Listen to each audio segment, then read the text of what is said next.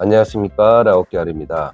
오늘은 라오스에서 만난 KTV 여자와의 우프고픈 연애담을 말씀드리겠습니다. 가끔 이런 수기를 소개해드리면 라오케알 저의 이야기인 줄 아시는 분이 적지 않으시는데, 스토리를 1인칭 시점으로 말씀드리니 착오 없으시기를 바랍니다. 3편의 이야기 시작하겠습니다. 쾅쾅! 갑자기 호텔 방문을 두드리는 소리가 들렸습니다. 두드린다기보다는 발로 차는 소리 같았습니다. 순간 그녀가 또 술에 취했구나, 이 생각이 먼저 들었습니다.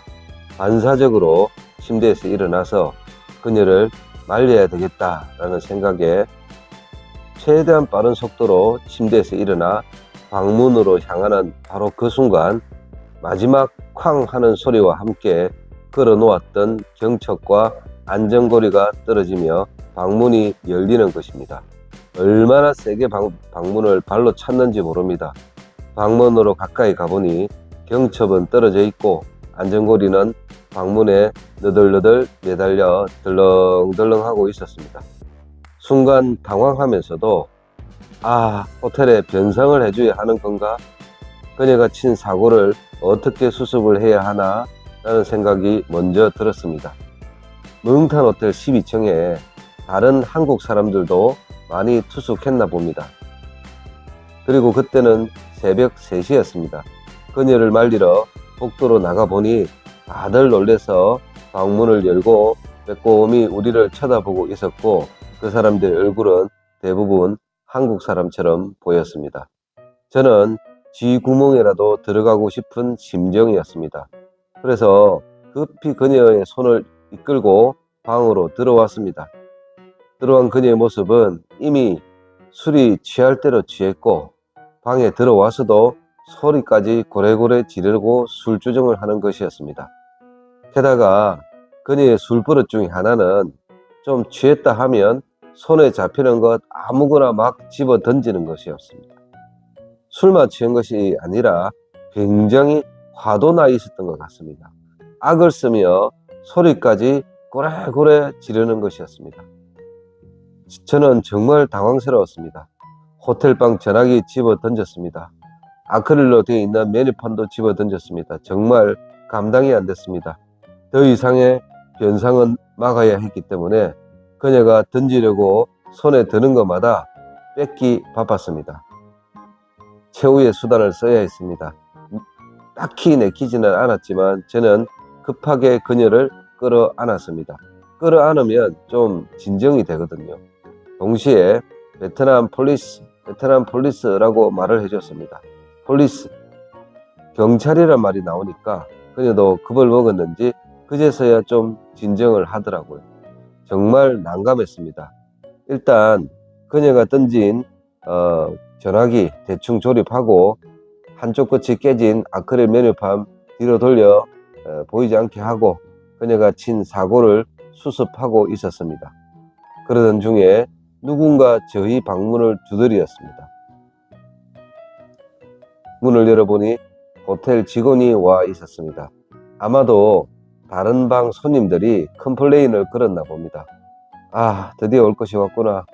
소란 피운 거 사과를 해야 됐고, 방 경첩 부서진 거, 기물 부서진 거 보상을 해줘야 하는구나 라고 생각했습니다. 최악의 경우 이 새벽에 호텔에서 쫓겨날 수도 있겠구나, 마음의 준비를 단단히 하고 있었습니다. 하지만 호텔 직원이 꺼낸 첫 마디는 의외였습니다. 쏘리라는 것입니다. 연신 쏘리라는 것입니다. 이건 또 왜지? 이건 또 무슨 상황이지? 사고는 우리가 치고 있는데 왜 미안하다고 하는 거지? 조금 생각을 해보니까 몽탄 호텔은 5성급 호텔입니다. 그런 5성급 호텔에서 여자 한 명이 문 잡고 흔들고 발로 찼다고 경첩 안전장치가 부서져 나가버린 것은 그 5성급 호텔의 입장에서 보면 그게 문제였던 것입니다. 난감한 상황이 될 수도 있는 거죠. 보안이나 안전장치가 제대로 역할을 못했다는 증거가 되죠.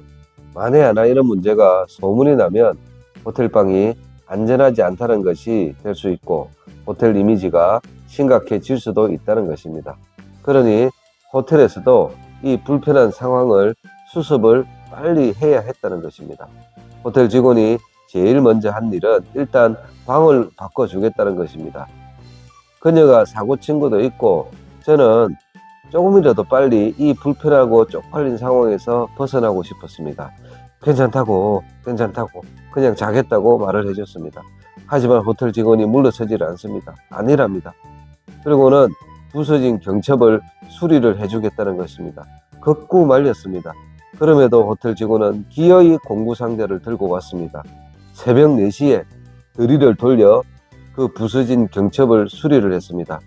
다른 호텔 투숙객들 다 곤히 자는 그 시간에 드르륵 호텔이 떠나가듯이 수리를 했습니다. 정말 민폐였습니다. 민폐도 이런 민폐가 없었습니다. 다행스럽게도 수리는 금방 끝이 났습니다. 수리가 끝나자 또다시 90도 인사를 하며 죄송하다고 말하고 유유히 사라졌습니다. 아마도 제가 보상을 요구했으면 호텔 방값 정도는 보상도 받을 수 있을 상황이었습니다. 하지만 저는 빨리 이 상황을 벗어나는 게 더 중요했습니다. 여전히 흥분해 있는 그녀를 붙들고 도대체 왜 그러냐고 물으니 그녀의 대답은 번역기로 여기 있는 사람들은 모두 미친 사람들이란 것입니다. 제가 이해가 안 돼서 다시 번역기 돌려서 좀 길게 썼습니다. 재차 물으니 여러 번역을 보여줘도 대답은 모두 베트남 사람들 모두 미쳤다는 것입니다. 처음 왔을 때 I love 다낭이라고 연신 기뻐하며 좋아했던 그 첫날과는 완전히 다른 반응이었습니다. 다낭 좋다고 다낭에서 살고 싶다고 저보고 혼자 돌아가라고 말하던 그녀는 온데간데 없고 다낭 싫다고 베트남 사람 미쳤다고 빨리 라오스로 돌아가자고 때를 씁니다. 정황에 의기한 저의 추측인데 제가 준 돈은 4만 동입니다. 즉 딱 맥주 한 잔 마실 수 있는 그 돈만 주었는데 그녀는 평소 주량대로 엄청 먹었나 봅니다. 그리고 돈은 4만 동을 냈을 겁니다. 베트남 가게에서는 황당했겠죠. 당연히 돈 더 내라고 했을 것이고 그녀는 베트남 돈 개념 자체가 없고 베트남 말도 잘 모르니 대화가 원활히 될 리도 없겠죠. 당연히 미친 여자 취급을 했을 것이고 좋은 말이 오갔을 리도 없었을 것입니다. 서로 밀치고 부딪혔을 것입니다. 주변에 뵀던 사람들이 몰려들었을 것이고 공동으로 그녀를 미쳤다고 비난을 했겠지요. 저는 한 잔만 먹고 오라고 했는데 4시간을 넘게 먹었으니까 말입니다. 얼마나 많이 먹었겠습니까? 물론 돈 4만 동 들고 말입니다. 라오스로 빨리 돌아가자고 말하는 그녀의 말을 들으니 속으로 정말 기뻤습니다. 저 역시 하루빨리 한시라도 빨리 그녀를 라오스로 데려가서 최대한 빨리 그녀와 헤어지는 것이 소원이었기 때문입니다. 다음 날부터 저는 너무 기쁜 나머지 그녀의 손을 꽉 붙잡고 다녔습니다. 일단 다낭으로 데려는 왔으니 대한민국 사람으로서 책임은 져야 했고 비엔티안에 돌아가면 그녀와 헤어질 수 있던 기쁜 생각만 있었습니다. 바로 어제까지만 해도 그녀를 다낭에 두고 가면 어떻게 되는 거지? 이래도 되는 건가? 이런저런 생각에 은근 스트레스를 받고 있었거든요. 길고 긴 다낭 여행 아닌 여행을 마치고 잠도 제대로 못 자고 피곤한 몸을 이끌고 방콕 공항에 도착했습니다. 역시 다낭에 갈 때처럼 그녀는 방콕 이미그레이션에 또 붙들렸습니다. 방콕 공항이 얼마나 복잡하고 사람이 많습니까? 그녀 한 명 때문에 대기줄이 엄청 길어졌습니다. 30분은 좋게 실갱이를 했으니까요. 우돈타니에서 비엔티안으로 바로 넘어갈 계획이라서 우돈타니에서는 호텔을 예약을 하지 않았습니다. 그래서 그게 문제였던 것입니다. 할 수 없이 이미그레이션 경찰 앞에서 그녀의 수속을 위해 그 자리에서 휴대폰으로 우돈타니에 있는 숙소를 하나 예약을 했습니다. 그것을 이미그레이션 경찰에게 보여주니까 어렵게 통과가 되었습니다. 손이 참 많이 가는 그녀였습니다. 피곤해서인지 마음이 경직되어서인지 여튼 그때부터 그녀는 완전히 얼어버렸습니다. 베트남에서 받은 직업도 그렇고 태국에서 받은 경험도 별로 좋은 경험은 아니었을 것입니다. 시종일관 쫑알쫑알 그렇게 말이 많던 그녀는 말마저 제대로 못하는 것이었습니다. 이미그레이션을 통과한 후 잔뜩 주눅 들은 채로 저만 쫄쫄쫄쫄 따라다녔습니다. 심지어 화장실을 갈 때도 따라오는 것이었습니다. 하지만 저는 베트남에서 그녀 때문에 고생한 것 생각하면 화도 나고 약도 올랐습니다. 그리고 귀찮았습니다. 화장실 입구 의자에 앉아 저를 기다리는 그녀가 휴대폰을 쳐다보는 사이에 살금살금 옆으로 새서 공항 면세점을 구경하고 다녔습니다. 대략 20분 정도 구경하고 나니 또 그녀가 슬슬 걱정이 되었습니다. 그녀를 찾아서 화장실 쪽으로 가니까 그녀는 화장실 앞 의자에 그대로 앉아서 대성통곡을 하고 있는 것입니다. 멀쩡한 여자 혼자 울고 있으니 주위의 사람들이 모두 그녀를 쳐다보고 있는 것이었습니다.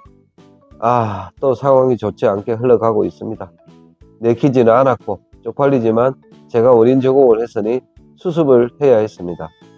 그녀를 달래는 방법은 의외로 쉽죠. 얼른 가서 그녀를 안아줬습니다. 그녀는 안아주면 진정이 되거든요.